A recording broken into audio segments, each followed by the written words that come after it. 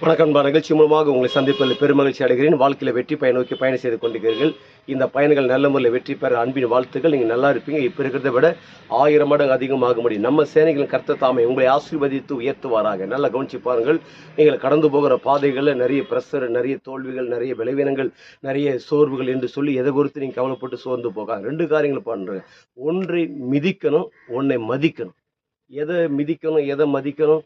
உங்கள் வாழ்க்கையில் எல்லாம் முடிஞ்சு போச்சு, இதுக்கு மேலே செய்ய முடியாது என்று சொல்லி இந்த தோல்வியின் மனப்பான்மை கொண்டு வரும் பாருங்க. தோல்வி மனப்பான்மை, தோல்வியுடைய டென்ஷன்கள், எரிச்சல்கள், எமோஷன்கள், கவலைகள், பயங்கள், அதிர்ச்சிகள், சோர்ந்து போயிருக்கும்படியாக அதை விட்டுடு, அது ஏன் ட்ரை பண்ணுற, அது முடிஞ்சு போச்சு, ஒரு நாள் நடக்காது என்று வருது.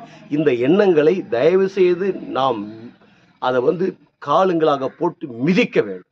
அப்போ எதை மதிக்கணும்? வானம் கொள்ளாத தேவன், வானத்தையும் பூமி சர்வத்தையும் படைத்த தேவனாய் கர்த்தரை மதிக்கணும். அடுத்தது, இந்த உலகத்தில் அவர் சாயல்படி படைக்கப்பட்டு அவருக்குள் இருக்கிற ஆற்றல் வல்லமைகள் தேவன் நமக்கு கொடுத்திருக்கிறாரே, அவருடைய பிள்ளையா மாற்றி வைத்திருக்கிறார். இதை நம்ம மதிக்கணும். பிரச்சனைகள், போராட்டங்கள் வருகிற எண்ணங்களை காலுங்களாக போட்டு மிதிக்கணும். அப்படி நடப்பது என்ன?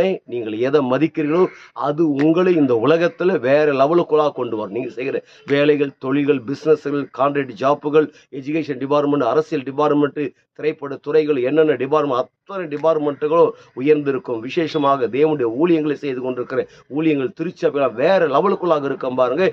நீங்கள் மதிக்கும் போது, பிரச்சனைகளை மிதிக்கும் போது, அப்படி நடந்தால் என்ன நடக்குது? ஒட்டுமொத்த உலக நாடுகளுக்கு நம் ஆண்டவர் இயேசு கிறிஸ்து உங்களை கடன் கொடுக்கும்படியாக வைக்கிறார். நீங்கள் வற்றாத நீரூற்றை போல் இருப்பாய் என்று சொல்லி உங்களிருந்து விடைபெறுகிறேன்.